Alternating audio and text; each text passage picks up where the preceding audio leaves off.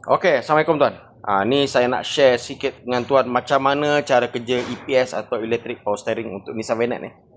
Ni daripada steering, dia pergi dekat shaft dia pergi kat kolom tu, pergi dekat dia punya motor, terus dia punya coupling. Yang bawah ni adalah steering box Vanette yang kita dah custom, yang kita dah balance sambung.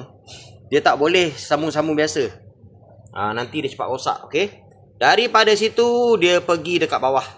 Dari steering box, dia pergi dekat tie rod end pendek, shaft kat sini, dia pergi dekat bell crank, baru dia pergi sebelah sini adalah tayar sebelah kanan dan sebelah sini adalah center rod, terus pergi kat sini, ini adalah idle arm, yang lekat dekat chassis sebelah kiri, ini tayar sebelah kiri.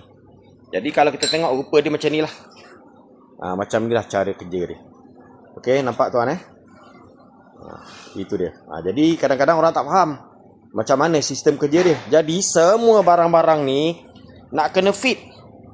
Kalau barang-barang ni ada free play, memang tak sedap lah bawa. Nanti tuan bawa akan terhoyang-hayang.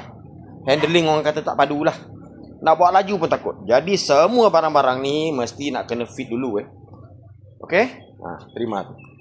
Okey, sedikit lagi tambahan Ni EPS ni atau Electric Power Steering ni, dia ada ECU atau otak dia. Ni ada wiring, akan pergi ke sistem bateri lah. Nanti kalau ada respon daripada steering, bila kita pulas steering ada respon, akan dibaca oleh ECU. ECU akan pusingkan motor ni respon daripada steering. Kalau kita pusing ke kiri, dia akan lajukan pusingan, jadi lembutlah steering. Tapi kalau barang-barang bawah ni, kita punya sistem ni semua ada yang free play, itu yang sebab ni jadi tak sedap. Alright, terima.